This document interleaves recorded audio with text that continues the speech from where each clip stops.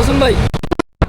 সবগুলো ভিডিও দেখি, ফলো করে ভালো লাগে আপনি ফলো করছেন। হ্যাঁ, অবশ্যই চ্যানেলটা সাবস্ক্রাইব করবা, লাইক করবা ভিডিও ভালো লাগলে, আর ভিডিও ভালো লাগলে একটা কমেন্ট করে দিবা। আর কাছে যে ভাই ব্রাদার আছে একর সাথে চ্যানেলটা শেয়ার করবা। জি ভাই, ধন্যবাদ ভাই। আচ্ছা আচ্ছা ভাই, ধন্যবাদ। আচ্ছা ভাই, তো হঠাৎ এক সাবস্ক্রাইবার সাথে দেখা রোডে, তো এরকম সাবস্ক্রাইবার সাথে যখন দেখা হয় ভালো হয়ে যায়, যখন জানতে পারি যে দু একজন ভিডিও দেখতেছে, চ্যানেলটা আস্তে আস্তে গ্রো করতেছে, চেনা পরিচিতি পাচ্ছি, তো তখন কাজ করার একটা মজাই অন্যরকম পাওয়া যায়। তো এভাবে সাপোর্ট করেন, দেখা হলে যদি চিনে থাকেন তাহলে অবশ্যই কথা হবে, ডাক দিবেন। তো Hey everyone, this is Mustaqim and welcome back to my YouTube channel Mustaqim's Throttle. তো আই হোপ সবাই ভালো আছেন। আজকে আমাদের আলোচনা হচ্ছে নতুন বাইকারদের 10টা সাধারণ ভুল। এই বিষয় নিয়ে আজকে আপনাদের সাথে আলোচনা করব। এক নম্বরে নতুন বাইকাররা যে ভুলটা করে এটা হচ্ছে সেফটি গিয়ার না পরা। অনেক নতুন বাইকার ভাবে এই তো কাছে যাচ্ছি, হেলমেট না পরলেও হবে, কিন্তু অ্যাক্সিডেন্ট কখনো বলে কয়ে আসবে না, কেউ জানে না কখন আসবে। Full fresh helmet, gloves, shoes এগুলো লাইফ সেভার। তো আমাদের যারা আমরা নতুন রাইডার তাদের আমাদের অবশ্যই খেয়াল রাখতে হবে যে আমরা সেফটি গিয়ার মেনটেন করে আমাদের বাইক রাইড করতে হবে। অবশ্যই যখন আমরা হাইওয়েতে উঠব, এলাকার মধ্যে যখন রাইড করব, ওই ক্ষেত্রে আমাদের যতটুকু সেফটি নিজেকে রাখা যায়, নিজেকে যতটুকু সেফ রাখা যায় ওটা আমরা ট্রাই করব। 2 নাম্বার হচ্ছে ব্রেকিং পিরিয়ড মানে না। নতুন বাইক কিনলেই ফুল স্পিড প্রথম 800 থেকে 1000 কিলোমিটার ধীরে চালানো উচিত, এতে ইঞ্জিনের লাইফ বাড়ে। তো আমাদের সব কিছুরই, আমাদের বাইকের যে সব কিছুরই একটা ব্রেকিং পিরিয়ড থাকে। ব্রেক, ইঞ্জিন এবং টায়ার, ব্রেক প্যাড যেটাই বলেন না কেন, সব কিছুরই একটা ব্রেকিং পিরিয়ড থাকে বাইকটা সেট হওয়া পর্যন্ত। তো ইঞ্জিনটা ফ্রি হওয়ার আগ পর্যন্ত যে সময়টাকে দেওয়া হয় এটাকেই বলে ব্রেকিং পিরিয়ড। এই সময়টা অনেক সেন্সিটিভ। এই সময়টাতে ইঞ্জিন ওভারহিট হয় এবং আমাদের প্রচণ্ড রেস্ট দিয়ে বাইকটা চালাতে হয় এবং প্রচুর প্রেশার দেওয়া যাবে না এই সময়টাতে। এই সময়টাতে খুব রেস্টে বাইকটা চালানো দরকার, কারণ বাইকটা ওইরকম তাপ এবং আর কি বলে ওইটাকে, ওইরকম তাপ এবং ওরকম চাপ নিতে পারে না এই সময়টা, শুরুর সময়টা। তো সব কিছুরই একটা ব্রেকিং পিরিয়ড থাকে। তো আমাদের উচিত আমরা যখন নতুন বাইক কিনবো ওই সময়টা খুব ভালোভাবে মেনটেনেন্স করে রাখা এবং ব্রেকিং পিরিয়ডটা প্রপার মেনে চলা। 3 নাম্বার হচ্ছে নিয়মিত সার্ভিস না করা। অনেকে ভাবে সমস্যা না হলে সার্ভিসের দরকার নেই।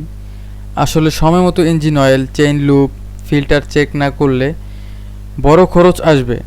তো সেক্ষেত্রে আপনারা যদি আপনাদের এয়ার ফিল্টার এবং ব্রেক প্যাড এগুলো চেঞ্জ না করেন, আপনি ব্রেক ফেল করে যেমন একটা অ্যাক্সিডেন্ট ঘটাতে পারেন, ঠিক তেমনই আপনি যদি সময় মতো এয়ার ফিল্টার চেক না করেন তাহলে আপনি আপনার বাইক থেকে প্রপার মাইলেজ পাবেন না এবং আপনার বাইক প্রপার পারফরমেন্সটা আপনার বাইক থেকে নিতে পারবেন না।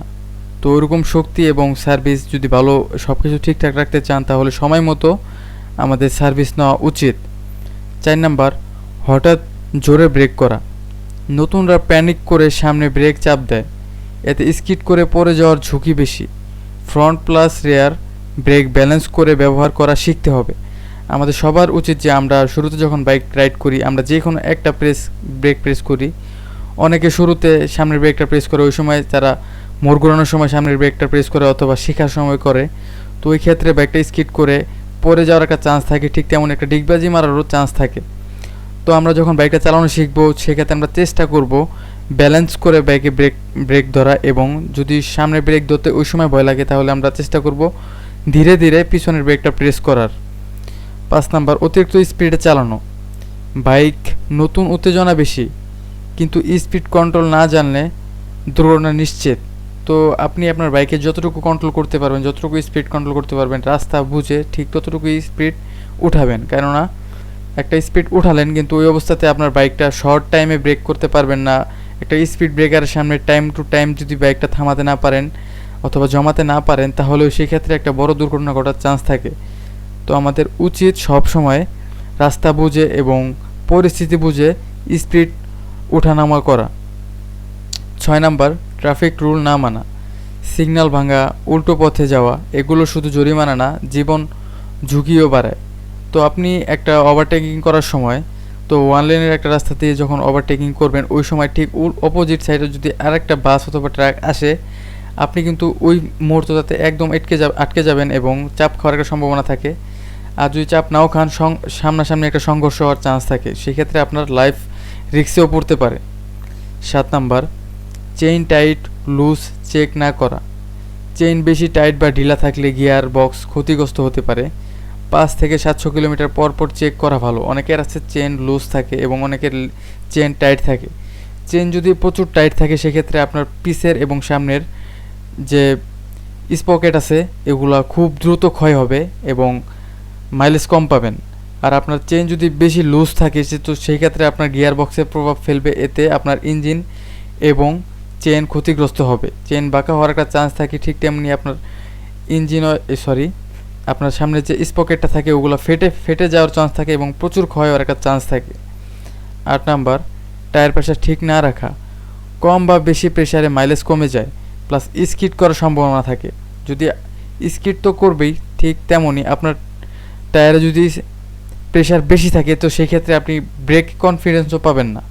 তো আপনি টাইম টু টাইম ব্রেক করে বাইকটা থামাতে পারবেন না। ঠিক একটা ভাঙা রাস্তায় গেলে আপনার বাইকটা খুব লাফাবে। এবং যদি টায়ার প্রেশার বেশি থাকে আর যদি কম থাকে, মাইলেজ যেমন কম পাবেন ঠিক তেমনি আপনার বাইকের উপর খুব প্রেশার পড়বে, আপনার বাইক খুব ওভারহিট হবে। আপনার বাইকের ইঞ্জিনের উপর খুব প্রেশার পড়ার কারণে আপনার বাইকের ইঞ্জিনটা ওভারহিট হবে।